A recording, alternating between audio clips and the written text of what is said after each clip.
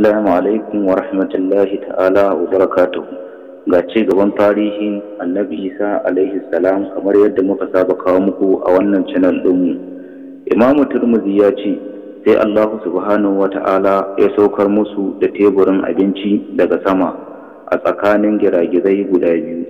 Yayin da annabin Allah Annabi Isa alaihi salam ya ganta, sai ya ce, ya Ubangiji ka sanya ta zama rahama, kada ta zama azaba. Bata gushe ba tana saukowa a hankali ba har sai da teburin abincin nan ya sauko ƙasa. Mutane na kallo an lullube shi da mayafi. Sai Annabi Isa alaihi salam ya faɗi ya yi sujada ga Allah subhanahu wa ta'ala ya yi godiya. Hawariyawa su ma suka yi sujada tare da shi, sannan suka ce ma Annabi Isa alaihi salam ya tashi ya buɗe su ga abin da yake ciki.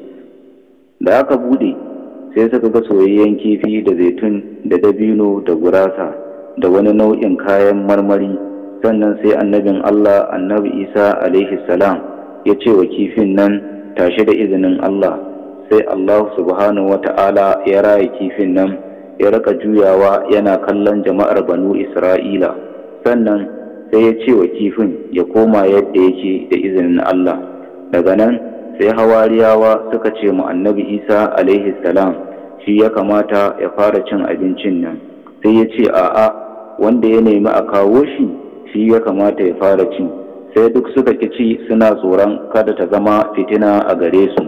Sai ya sa aka kirawo talakawa da miskinai da guragu da makafi ya ce su ci.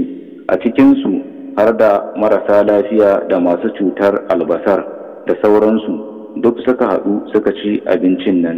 Suna gama ci, marasa lafiyan nan sai duk suka warke nan take. Yayin da mutanen gari suka ji labari sai su ma suka zo suka ci, har suka raka turereniya.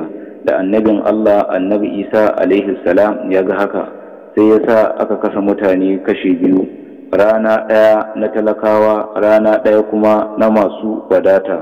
Sai ma'idar nan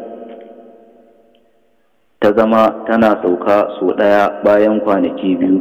Sannan kuma wannan tebur idan ya sauka duk yawan mutane da suke wajen kowa zai ci ya koshi ya bari, sannan ya tashi ya koma sama kamar yadda ya sauko.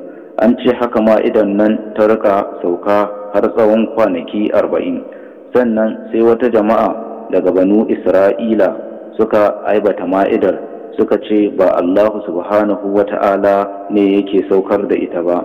Da suka faɗi haka sai Allah subhanahu wa ta'ala ya mayar da wasunsu aladu, wasu kuma suka koma siffofi irin na bare. An ce adadin waɗanda suka haɗu da wannan matsala sun kai mutum 30. Suka zauna a cikin wannan hali tsawon kwanaki 7, sannan sai ƙasa ta haɗiye su. Assalamu alaikum, ku saurare mu a ci gaban tarihin Annabi Isa alaihi salam.